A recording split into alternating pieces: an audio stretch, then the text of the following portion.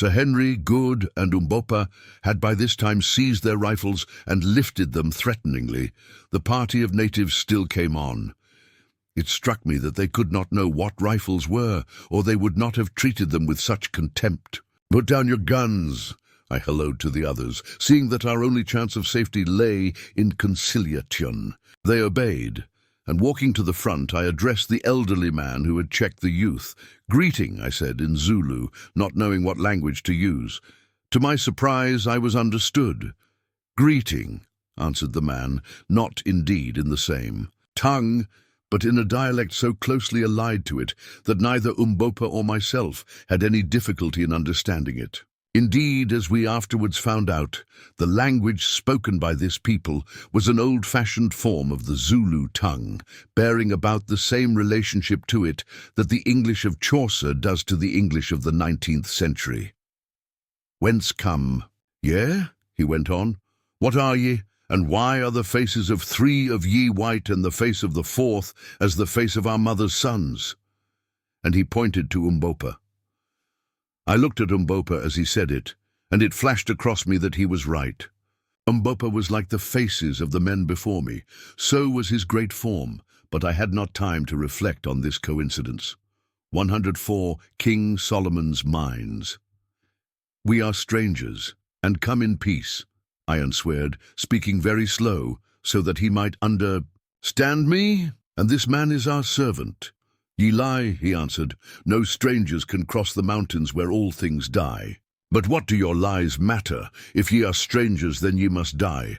For no strangers may live in the land of the Kukwanas. It is the king's law. Prepare then to die, O strangers."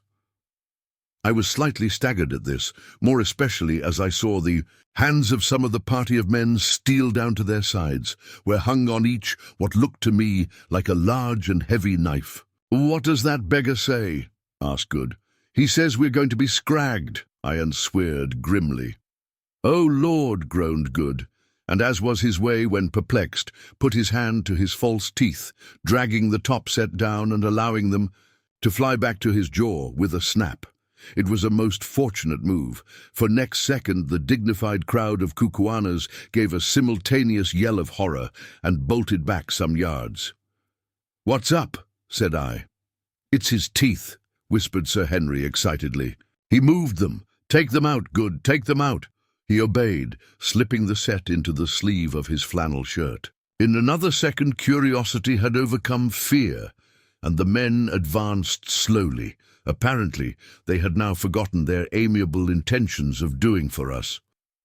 "How is it, O strangers," asked the old man solemnly, "that the man," pointing to Good, who had Solomon's road, 105 nothing on but a flannel shirt, and had only half finished his shaving, whose body is clothed, and whose legs are bare, who grows hair on one side of his sickly face and not on the other, and who has one shining and transparent, I should have teeth that move of themselves, coming away from the jaws and returning of their own will. "Open your mouth," I said to Good, who promptly curled up his lips and grinned at the old gentleman like an angry dog, revealing to their astonished gaze 2 thin red lines of gum, as utterly innocent of ivories as a newborn elephant. His audience gasped. "Where are his teeth?" they shouted. "With our eyes we saw them." Turning his head slowly and with a gesture of ineffable contempt, Good swept his hand across his mouth. Then he grinned again, and lo, there were 2 rows of lovely teeth. The young man who had flung the knife threw himself down on the grass, and gave vent to a prolonged howl of terror, and as for the old gentleman, his knees knocked together with fear. "I see that ye are spirits," he said, falteringly. "Did ever man born of woman have hair on one side of his face and not on the other, or a round and transparent eye, or teeth which moved and melted away and grew again? Pardon us, O my lords." Here was luck indeed, and needless to say, I jumped at the chance. "It is granted," I said with an imperial smile. "Nay, ye shall know the truth. We come from a known world. Though we are men such as ye, we come," I went on, "from the biggest star that shines at night." 106. King Solomon's Mines. "Oh, oh," groaned the chorus of astonished aborigines. "Yes," I went on, "we do indeed." And I again smiled benignly as I uttered that amazing lie. "We come to stay with you a little while, and bless you by our sojourn. Ye will see, O friends, that I have prepared myself by learning your language." "It is so, said the chorus. "Only, my lord," put in the old gentleman, "thou hast learnt it very badly." I cast an indignant glance at him, and he quailed. "Now, friends," I continued, "ye might think that after so long a journey we should find it in our hearts to avenge such a reception, mayhap to strike cold in death the impious hand that, in short, threw a knife at the head of him whose teeth come and go."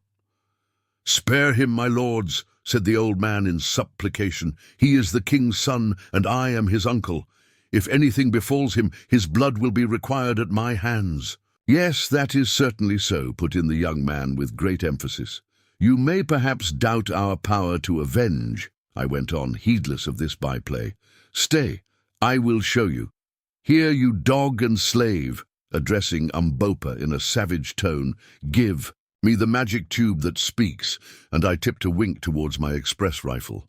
Umbopa rose to the occasion, and with something as nearly resembling a grin as I have ever seen on his dignified face, handed me the rifle. "It is here, O Lord of Lords," he said, with a deep obeisance. "Solomon's Road. 107 AA 11 now, just." Before I asked for the rifle, I had perceived a little klipspringer antelope standing on a mass of rock about 70 yards away and determined to risk a shot at it. "You see that buck?" I said, pointing the animal out to the party before me. "Tell me, is it possible for man, born of woman, to kill it from here with a noise?" "It is not possible, my lord," answered the old man. "Yet shall I kill it," said I quietly. The old man smiled. "That my lord cannot do," he said. I raised the rifle and covered the buck. It was a small animal, and one which one might well be excused for missing, but I knew that it would not do to miss. I drew a deep breath and slowly pressed on the trigger. The buck stood still as stone. Bang! Thud! The buck sprang into the air and fell on the rock dead as a doornail. A groan of terror burst from the group before us. "If you want meat," I remarked coolly, "go fetch that buck." The old man made a sign, and one of his followers departed, and presently returned bearing the klipspringer. I noticed, with satisfaction, that I had hit it fairly behind the shoulder. They gathered round the poor creature's body, gazing at the bullet hole in consternation. "You see," I said, "I do not speak empty words." There was no answer. "If ye yet doubt our power," I went on, "let 108 King Solomon's Mines of ye go stand upon that rock that I may make him as this buck." None of them seemed at all inclined to take the hint, till at last the king's son spoke. "It is well said. Do thou, my uncle, go stand upon the rock. It is but a buck that the magic has killed. Surely it cannot kill a man." The old gentleman did not take the suggestion in good part. Indeed, he seemed hurt. "No, no," he ejaculated hastily. "My old eyes have seen enough. These are wizards indeed. Let us bring them to the king. Yet if any should wish a further proof, let him stand upon the rock, that the magic tube may speak. With him." There was a most general and hasty expression of dissent. "Let not good magic be wasted on our poor bodies," said one. "We are satisfied. All the witchcraft of our people cannot show the like of this." "It is so," remarked the old gentleman, in a tone of intense relief. "Without any doubt it is so. Listen, children of the stars, children of the shining eye and the movable teeth, who roar out in thunder and slay from afar. I am Infadus, son of Kafa, once king of the Kukuana people. This youth is Skraga." "He nearly scragged me," murmured Good. "Skraga, son of Twala, the great King Twala, husband of 1,000 wives, chief and lord paramount of the Kukuanas, keeper of the great road, terror of his enemies, student of the black arts, leader of 100,000 warriors, Twala the one-eyed, the black, the terrible. So, said I superciliously, lead us then to Solomon's Road, 109 Twala. We do not talk with low people and underlings. It is well, my lords. We will lead you, but the way is long. We are hunting 3 days' journey from the place of the king, but let my lords have patience, and we will lead them. It is well, I said carelessly. All time is before us, for we do not die. We are ready. Lead on. But in Faduz, and thou Scragger, beware. Play us no tricks.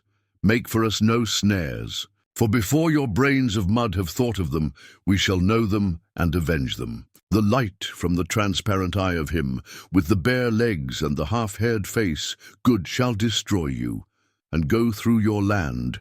His vanishing teeth shall fix themselves fast in you and eat you up, you and your wives and children. The magic tubes shall talk with you loudly and make you as sieves. Beware! This magnificent address did not fail of its effect. Indeed, it was hardly needed. So deeply were our friends already impressed with our powers. The old man made a deep obeisance and murmured the word "Koom, koom," which I afterwards discovered was their royal salute, corresponding to the bayet of the Zulus, and turning, addressed his followers. These at once proceeded to lay hold of all our goods and chattels, in order to bear them for us, excepting only the guns, which they would on no account touch. They even seized Good's clothes, which were, as the reader may remember, neatly folded up beside him. He at once made a dive for them, and a loud altercation ensued. Let not my lord of the transparent eye and the 110 King Solomon's mines melting teeth touch them, said the old man. Surely his slaves shall carry the things. But I want to put 'em on, roared Good, in nervous English. Umbopa translated. Nay, my lord, put in Infidus, would my lord cover up his beautiful white legs? Although he was so dark, Good had a singularly white skin, from the eyes of his servants. Have we offended my lord that he should do such a thing? Here I nearly exploded with laughing, and mean, while one of the men started on with the garments. Damn it, roared Good, that black villain has got my trousers. Look here, Good, said Sir Henry. You have appeared in this country in a certain character, and you must live up to it. It will never do for you to put on trousers again. Henceforth you must live in a flannel shirt, a pair of boots, and an eyeglass. Yes, I said, and with whiskers on one side of your face and not on the other. If you change any of these things, they will think that we are impostors. I am very sorry for you, but seriously, you must do it. If once they begin to suspect us, our lives will not be worth a brass farthing. Do you really think so? Said Good gloomily. I do indeed. Your beautiful white legs and your eyeglass are now the feature of our party, and as Sir Henry says, you must live up to them. Be thankful that you have got your boots on, and that the air is warm. Good sighed and said no more, but it took him a fortnight to get accustomed to his attire. We enter Kukwanaland. Chapter 8. We enter Kukwanaland.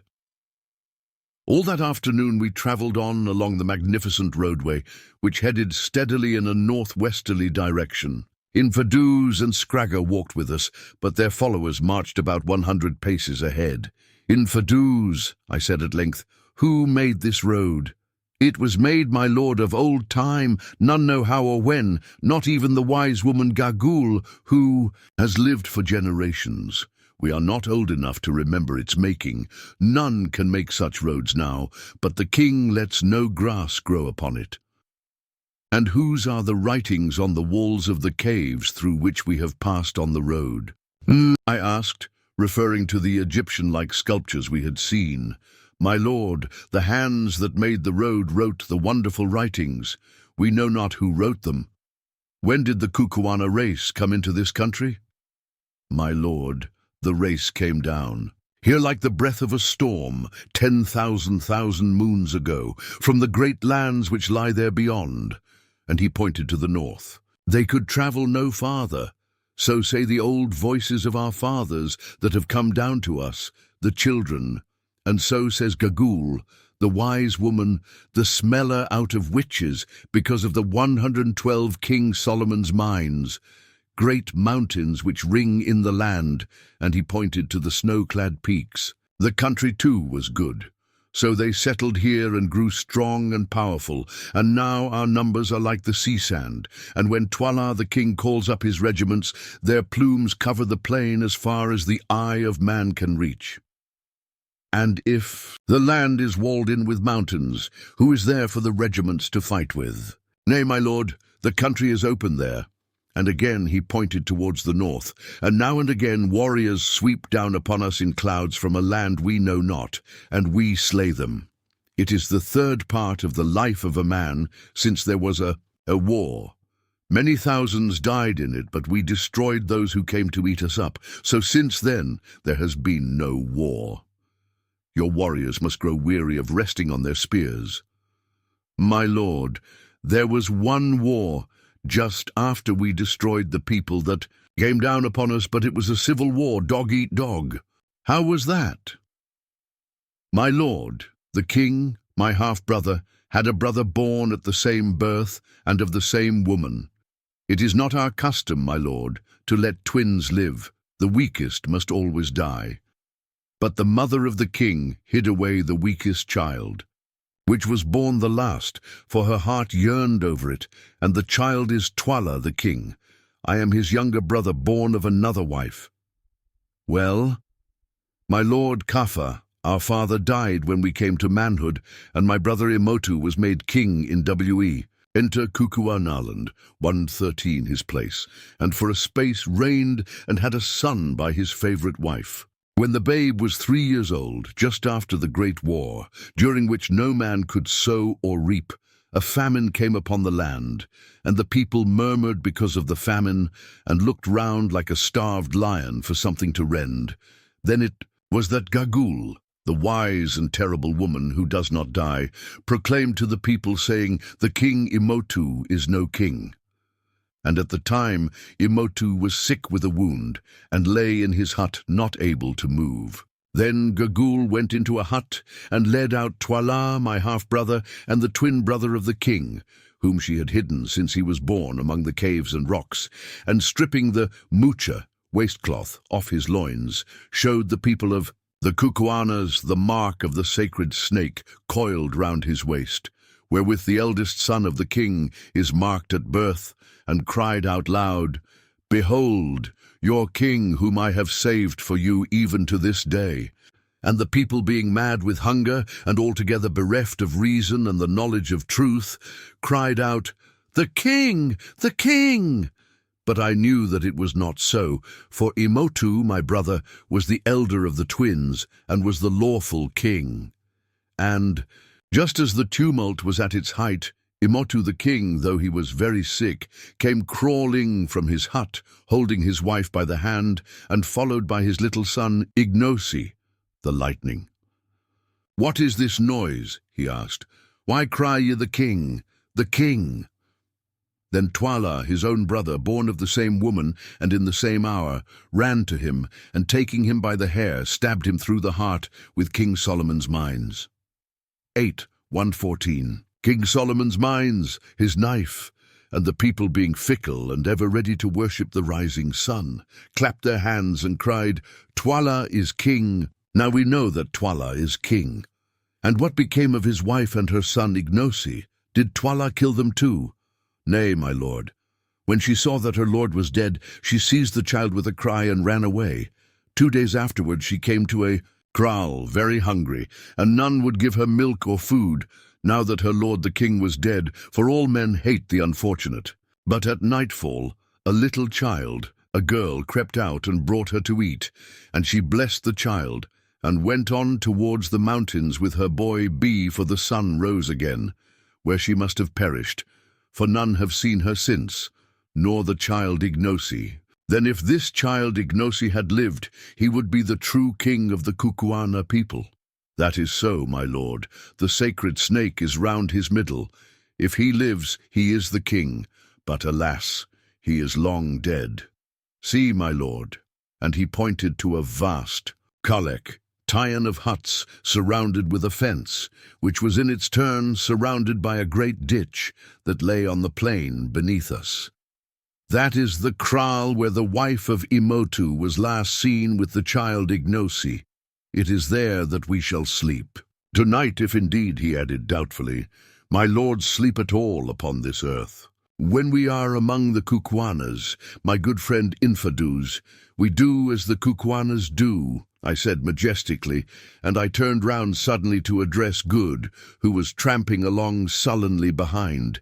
His "We enter Kukwana land, 1:15, mind fully occupied, with unsatisfactory attempts to keep his flannel shirt from flapping up in the evening breeze, and to my astonishment butted into Umbopa, who was walking along immediately behind me, and had very evidently been listening with the greatest interest to my conversation with Infidus. The expression on his face was most curious, and gave the idea of a man who was struggling with partial success to bring something long ago forgotten back into his mind. All this while, we had been pressing on at a good rate down towards the undulating plain beneath. The mountains we had crossed now loomed high above us, and Sheba's breasts were modestly veiled in diaphanous wreaths of mist. As we went on, the country grew more and more lovely. The vegetation was luxuriant. Without being tropical, the sun was bright and warm, but not burning, and a gracious breeze blew softly along the odorous slopes of the mountains. And indeed, this new land was little less than an earthly paradise. In beauty, in natural wealth, and in climate, I have never seen its like. The Transvaal is a fine country, but it is nothing to Kukwanaland. So soon as we started, Infidus had dispatched a runner on to warn the people of the kraal, which, by the way, was in his military command of our arrival. This man had departed at an extraordinary speed, which Infidus had informed me he would keep up all the way, as running was an exercise much practiced among his people. The result of this message now became apparent. When we got within 2 miles of the kraal, we could ATU 116, King Solomon's Mines, see that company after company of men was issuing from its gates and marching towards us. Sir Henry laid his hand upon my arm and remarked that it looked as though we were going to meet with a warm reception. Something in his tone attracted Infidus' attention. "Let not my lords be afraid," he said hastily, "for in my breast there dwells no guile. This regiment is one under my command, and comes out by my orders to greet you." I nodded easily, though I was not quite easy in my mind. About 1/2 mile from the gates of the kraal was a long stretch of rising ground sloping gently upwards from the road, and on this the companies formed up.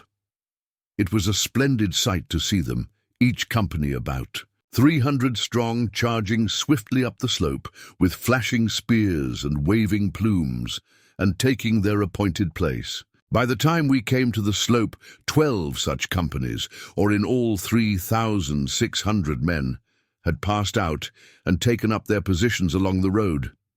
Presently we came to the first company, and were able to gaze in astonishment on the most magnificent set of men I have ever seen. They were all men of mature age, mostly veterans of about 40, and not one of them was under 6 feet in height, whilst many were 6 feet 3 or 4. They wore upon their heads heavy black plumes of sakabula feathers, like those which adorned our guides. Round their waists, and also beneath the right knee, were bound circlets of white ox-tails, and in their left hands were round shields about 20 inches across. These shields were very curious. "We enter Kukuanaland," 1:17. The framework consisted of an iron plate beaten out thin, over which was stretched milk-white ox-hide. The weapons that each man bore were simple, but most effective, consisting of a short and very heavy 2-edged spear with a wooden shaft, the blade being about 6 inches across at the widest part.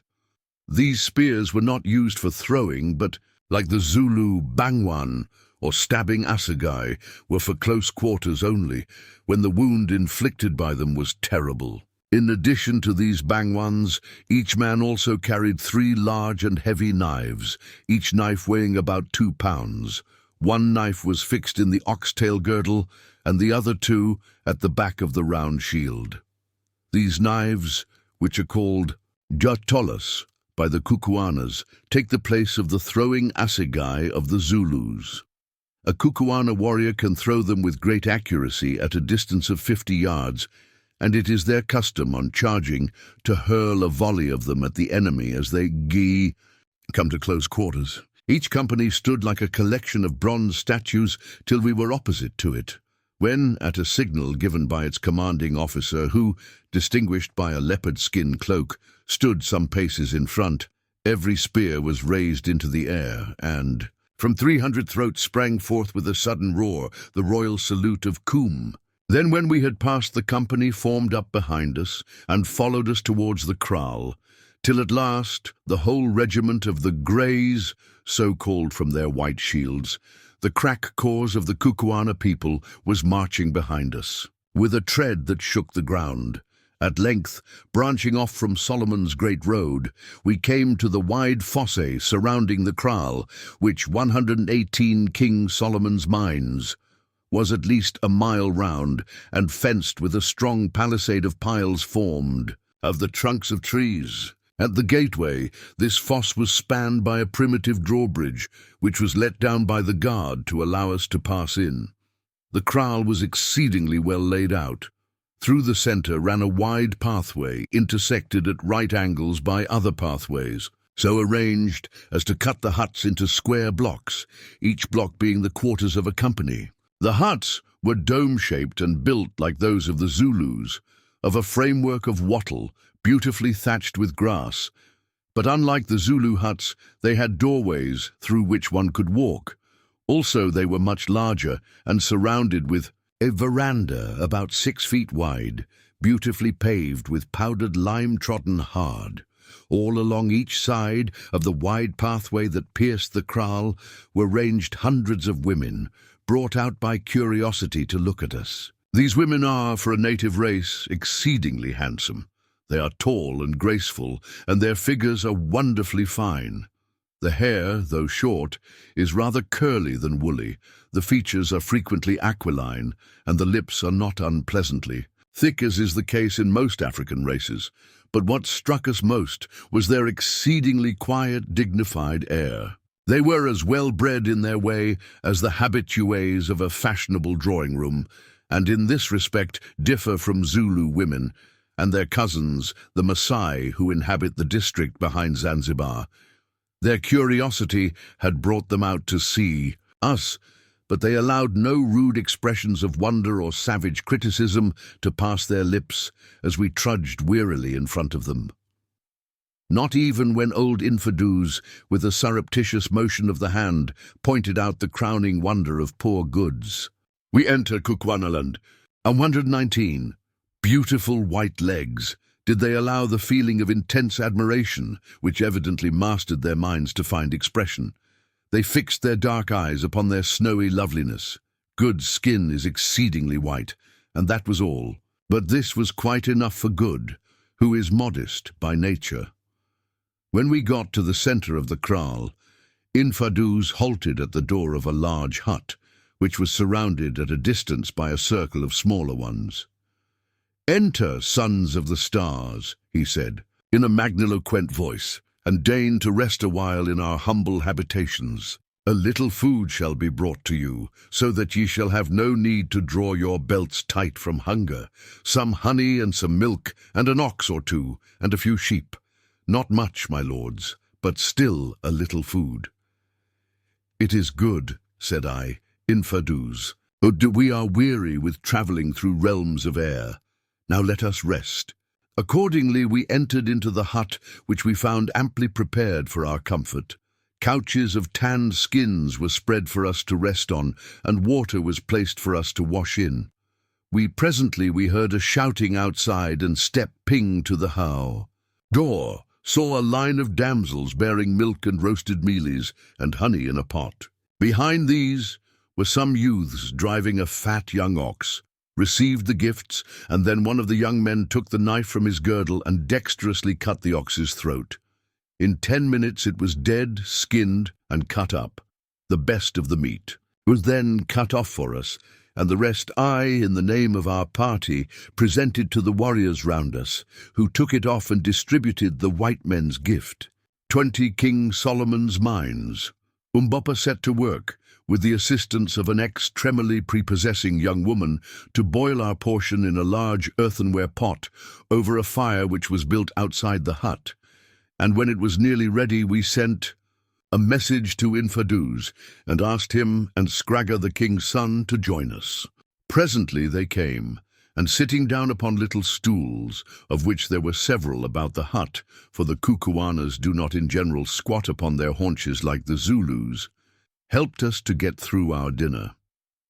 The old gentleman was most affable and polite, but it struck us that the young one regarded us with suspicion. He had, together with the rest of the party, been overawed by our white appearance and by our magic properties, but it seemed to me that on discovering that we ate, drank, and slept like other mortals, his awe was beginning to wear off and be replaced by a sullen suspicion, which made us feel rather uncomfortable. In the course of our meal, Sir Henry suggested to me that it might be well to try and discover if our hosts knew anything of his brother's fate, or if they had ever seen or heard of him. But on the whole, I thought that it would be wiser to say nothing of the matter at that time. After supper we filled our pipes and lit them, a proceeding which filled Infidus and Scragga with astonishment. The Kukuanas were evidently unacquainted with the divine uses of tobacco smoke. The herb was grown among them extensively, but, like the Zulus, they only used it for snuff and quite failed to identify it in its new form. Presently I asked Infidus when we were to proceed we enter Kukuanaland, 121 on our journey, and was delighted to learn that preparations had been made for us to leave on the following morning, messengers having already left to inform Twala the king of our coming. It appeared that Twala was at his principal place, known as Lu, making ready for the great annual feast which was held in the first week of June. At this gathering all the regiments, with the exception of certain detachments left behind for garrison purposes, were brought up and paraded before the king, and the great annual witch hunt, of which more by and by, was held. We were to start at dawn, and Infidus, who was to accompany us, expected that we should, unless we were detained by accident or by swollen rivers, reach Lu on the night of the second day. When they had given us this information, our visitors bade us good night, and having arranged to watch turn and turn about, 3 of us flung ourselves down and slept the sweet sleep of the weary, whilst the 4th sat up on the lookout for possible treachery. 122. King Solomon's Mines. Chapter 9. Twala the King. It will not be necessary for me to detail at length the incidents of our journey to Lu. It took 2 good days travelling along Solomon's Great Road, which pursued its even course right into the heart of Kukuanaland. Suffice it to say that as we went, the country seemed to grow richer and richer, and the kraals, with their wide surrounding belts of cultivation, more and more numerous. They were all built upon the same principles as the first one we had reached, and were guarded by ample garrisons of troops. Indeed, in Kukuanaland, as among the Germans, the Zulus, and the Maasai, every able-bodied man is a soldier, so that the whole force of the nation is available for its wars, offensive or defensive. As we travelled along, we were overtaken by thousands of warriors hurrying up to Lu to be present at the great annual review and festival, and a grander series of troops I never saw. At sunset on the second day, we stopped to rest a while upon the summit of some heights over which the road ran, and there on a beautiful and fertile plain before us was Lu itself. For a native town, it was an enormous place, quite 5 miles round, I should say, with outlying kraals jutting out from it, which served on grand ochre scions as cantonments for the regiments, and a curious horseshoe-shaped hill with which we were destined to become better acquainted, about 2 miles to the north. It was beautifully situated, and through the centre of Twala the King, 123 the kraal, dividing it into 2 portions, ran a river, which appeared to be bridged at several places, the same perhaps that we had seen from the slopes of Sheba's breasts. 60 or 70 miles away, 3 great snow-capped mountains, placed like the points of a triangle, started up out of the level plain. The conformation of these mountains was unlike that of Sheba's breasts, being sheer and precipitous instead of smooth and rounded. Invadu saw us looking at them and volunteered a remark. "The road ends there," he said, pointing to the mountains known among the Kukuanas as the 3 Witches. "Why does it end?" I asked. "Who knows?" he answered with a shrug. "The mountains are full of caves, and there is a great pit between them. It is there that the wise men of old time used to go to get whatever it was they came to this country for, and it is there now that our kings are buried in the place of death." "What was it they came for?" I asked eagerly. "Nay, I know not. My lords who come from the stars should know," he answered with a quick look. Evidently he knew more than he chose to say. "Yes," I went on, "you are right. In the stars we know many things. I have heard, for instance, that the wise men of old came to those mountains to get bright stones, pretty playthings, and yellow iron. My lord is wise," he answered coldly. "I am but a child and cannot talk with my lord on such things. My lord must speak with Gagul the old at the king's place, who is wise even as my lord." And he turned away. 124. King Solomon's Mines. As soon as he was gone, I turned to the others and pointed out the mountains. "There are Solomon's diamond mines," I said. Umbopawas, standing with them, apparently plunged in one of the fits of abstraction which were common to him, and caught my words. "Yes, Macumazahn," he put in Zulu. "The diamonds are surely there, and you shall have them, since you white men are so fond of toys and money." "How dost thou know that, Umbopa?" I asked sharply, for I did not like his mysterious ways. He laughed. "I dreamed it in the night, white men." And then he too turned upon his heel and went. "Now what?" said Sir Henry. "Is our black friend at?" "He knows more than he chooses to say, that is clear. By the way, Quatermain, has he heard anything of my brother?" "Nothing. He has asked everyone he has got friendly with, but they all declare no white man has ever been seen in the country before." "Do you suppose he ever got here at all?" suggested Good. "We have only reached the place by a miracle." "Is it likely he could have reached it at all without the map?" "I don't know," said Sir Henry gloomily, "but how I think that I shall find him." Slowly the sun sank, and then suddenly darkness rushed down on the land like a tangible thing. There was no breathing space between the day and the night, no soft transformation scene, for in these latitudes twilight does not exist. The change from day to night is as quick and as absolute as the change from life to death. The sun sank, and the world was wreathed in Twala the King. 125 shadows.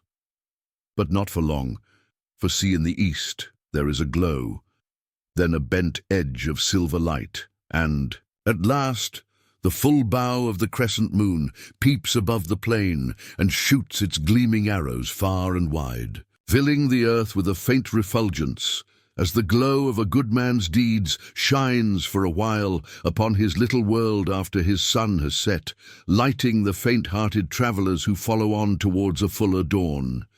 We stood and watched the lovely sight, whilst the stars grew pale before this chastened majesty, and felt our hearts lifted up in the presence of a beauty we could not realize, much less describe.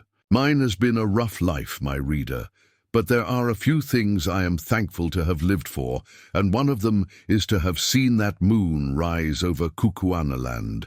Presently, our meditations were broken in upon by our polite friend Infidus. If my lords are rested, we will journey on to Lu, where a hut is made ready for my lords tonight. The moon is now bright, so that we shall not fall on the way. We assented, and in an hour's time were at the outskirts of the town, of which the extent, mapped out as it was by thousands of campfires, appeared absolutely endless. Indeed, Good, who was always fond of a bad joke, christened it Unlimited Lu. Presently we came to a moat with a drawbridge, where we were met by the rattling of arms and the hoarse challenge of a sentry. Infidus gave some password that I could not catch, which was met with a salute, and we passed on through the central street of the great grass city. After nearly half an hour's tramp, past endless lines of huts, Infidus at last halted at the gate of a little 126 King Solomon's Mines group of huts, which surrounded a small courtyard of powdered limestone, and informed us that these were to be our poor quarters. We entered, and found that a hut had been assigned to each of us. These huts were superior to any which we had yet seen, and in each was a most comfortable bed, made of tanned skins, spread upon mattresses of aromatic grass.